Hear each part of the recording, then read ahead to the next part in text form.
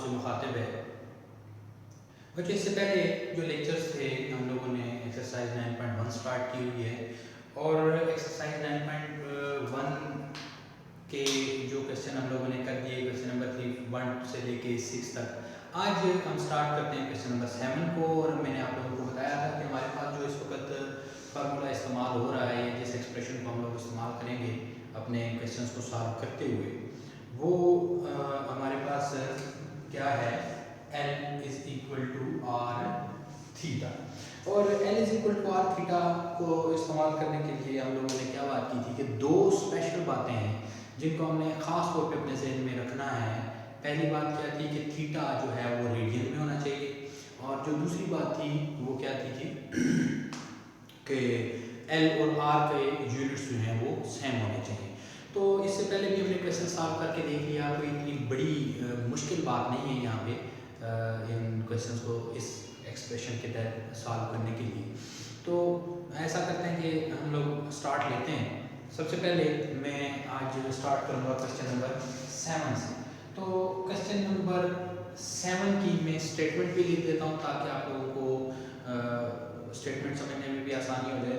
Word problem से बच्चों, word problems के मतलब मैं हमेशा ये कहा करता हूँ कि जब भी वर्ड प्रॉब्लम्स करने को आप लोगों को दिए जाएं तो उस वक्त तक उसका सोल्यूशन ना स्टार्ट करें जब तक कि आपको ये नहीं लगता कि क्वेश्चन की पूरी स्टेटमेंट, सारा सिनेरियो, पूरी सिचुएशन जो है वो हमारे जहनों में अच्छी तरह से बैठ गई है, हम उसको अच्छी तरह से समझ चुके हैं।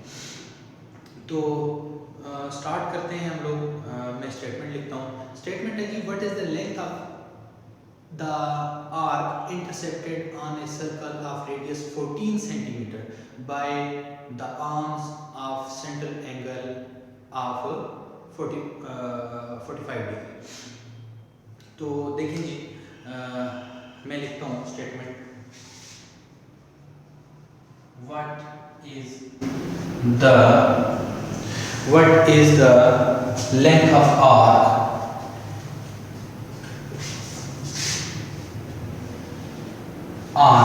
what is the length of arc intercepted on a circle of radius 14 centimeter, intercepted on a circle of radius 14 centimeter by the arms of a central angle, by the arms of a central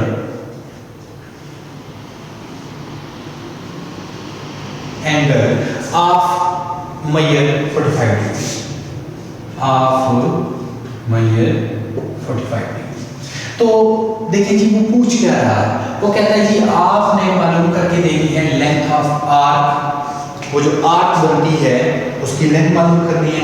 उसको मालूम करने के लिए given के जो आपके पास information है वो रेडियस दिया हुआ है और एंगल दिया हुआ है। तो इस इंफॉर्मेशन को हम लोग अपने बोर्ड पे लिखते हैं। तो हमने सबसे पहले अल्लाहु अकबर, अल्लाहु अकबर, और आर हमारे पास गिवन है 14 सेंटीमीटर और जो एंगल थीटा है वो है 45। अच्छा, अब देखिए हमारे पास जो एंगल है वो है 45 डिग्रीज में। डीएमएस सिस्टम या हेक्साडेसिमल सिस्टम में ये गिवन है। तो हम लोगों ने इसे कन्वर्ट करना है सर्कुलर सिस्टम में। तो सर्कुलर सिस्टम में कन्वर्ट करने के लिए हमने क्या करना होता था, इसको पाई बाय 180 से मल्टीप्लाई करना होता था।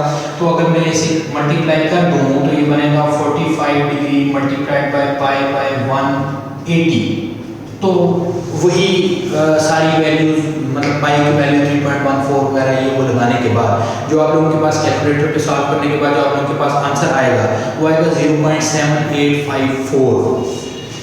तो ये आ जाएगा जी 0.7854 रेडियंस।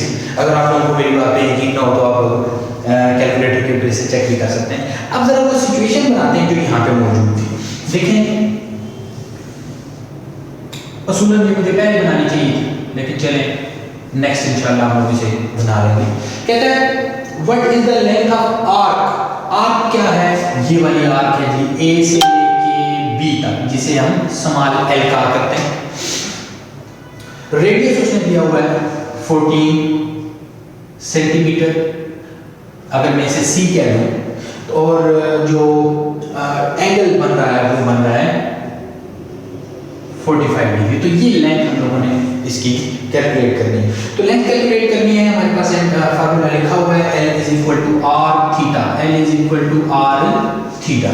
आर और थीटा की जो वैल्यूज हमारे पास है हम इसको पुट कर देते हैं, तो ये बनेगा 14 मल्टीप्लाइड बाय 0.7854 रेडियंस, और 14 को जब हम मल्टीप्लाई करेंगे 0.7854 के साथ कैलकुलेटर पे उठा के इसे सॉल्व करें तो ये बन जाएगा 10.99 सेंटीमीटर।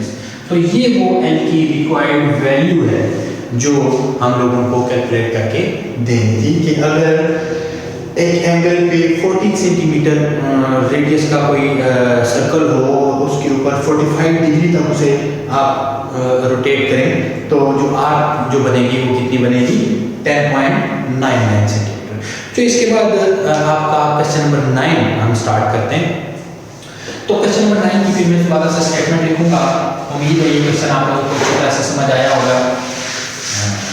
तकरीबन सारे क्वेश्चन यहाँ इसी तरह के किए जा रहे हैं, तो कुछ इतनी खास बात इसमें मेरे ख्याल में समझाने वाली भी नहीं। जो बातें थी थीटा के मतलब या इस फार्मूला को इस्तेमाल करने के मतलब या इसकी जो डिफरेंट सिचुएशंस थी उनके ऊपर हम पिछले क्वेश्चंस में अच्छी तरह से बात कर चुके हैं। अब सिर्फ काम क्या रह गया, बाकी L is equal to r theta apply करना हमें आ गया। अब हमने जस्ट स्टेटमेंट को पढ़ना है और स्टेटमेंट को जो है ना वो मॉडल करना है, मैथमेटिकली मॉडल करना है। वो मॉडल करना हमें आ जाए तो बाकी क्वेश्चन तो हम लोगों को आते हैं। नेक्स्ट क्वेश्चन की स्टेटमेंट में लिखता हूँ, railway train is running on a circular track of radius 500 metre. Question number 9, a railway train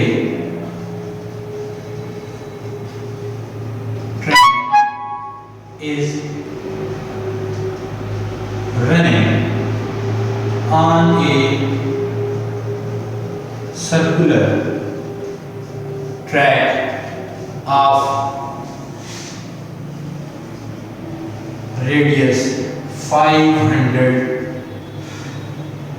meters। कि एक ट्रेन है वो एक ट्रैक पे दौड़ रही है और उस ट्रैक का रेडियस कितना है जी 500। अब वो ट्रेन के साथ स्पीड बता रहा है, कहता है कि at the rate of 30 kilometre per hour, ठीक है। और कहता है जी कि at the rate of 30 kilometres per hour.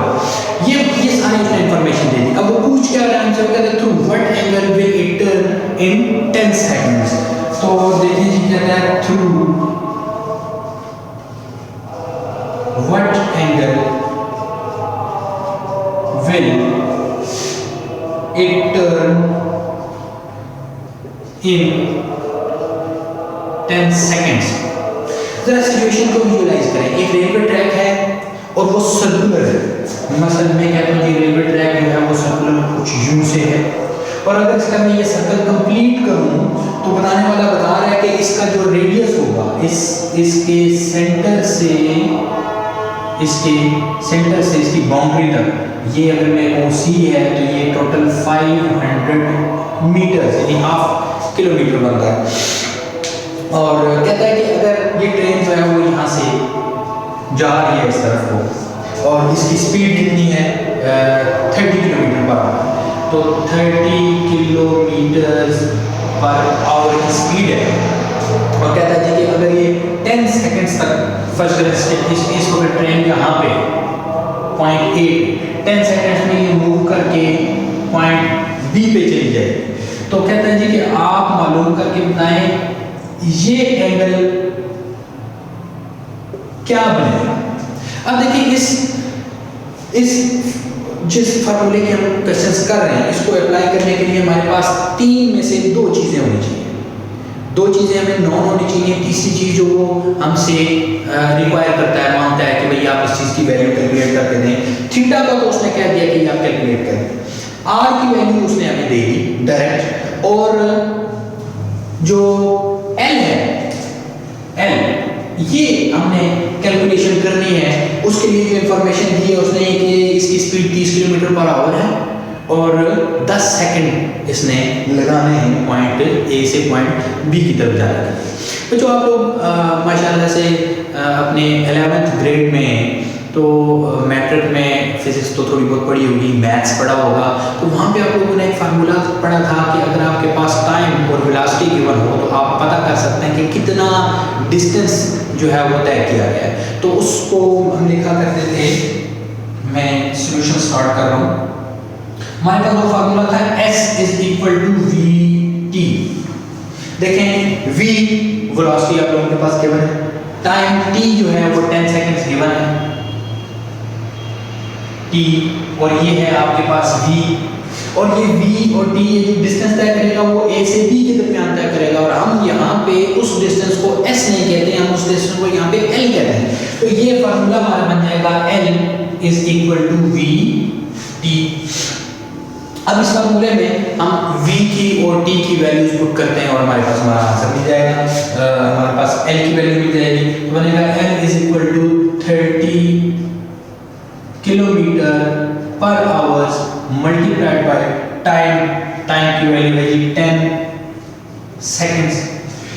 तो देखिए इससे पहले जब हम थीटा को इस l is equal to r theta को अप्लाई करने की बात कर रहे थे तो हमने क्या कहा था कि l और r की जो यूनिट्स हैं वो सेम होने चाहिए। तो जहाँ पे भी आप फार्मूले में जो वेरिएबल्स इस्तेमाल कर रहे होंगे, लेंथ के वेरिएबल्स इस्तेमाल कर रहे हैं तो उनके यूनिट सेम होने चाहिए, टाइम के वेरिएबल्स इस्तेमाल कर रहे हैं तो उनके यूनिट सेम होने चाहिए। तो एक जैसे वेरिएबल्स के जो यूनिट्स हैं उनको हमेशा सेम होना चाहिए।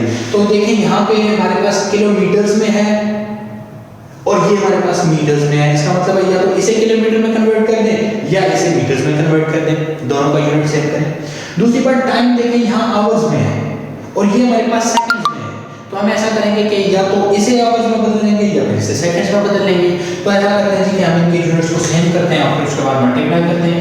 l is equal to 30 metres को जब आप 30 किलोमीटर्स को जब आप 1000 से मल्टीप्लाई करेंगे तो ये किलोमीटर जो है वो मीटर्स में बदल जाएंगे, और ये आवर्स हैं 60 मल्टीप्लाइड बाय 60, पहले 60 से मल्टीप्लाई करेंगे तो ये मिनट्स में बदल जाएगा, दूसरा 60 जो है इसे सेकंड्स में कन्वर्ट कर देगा, और मल्टीप्लाइड बाय ये बन गया मीटर्स पर आवर पर सेकंड, सॉरी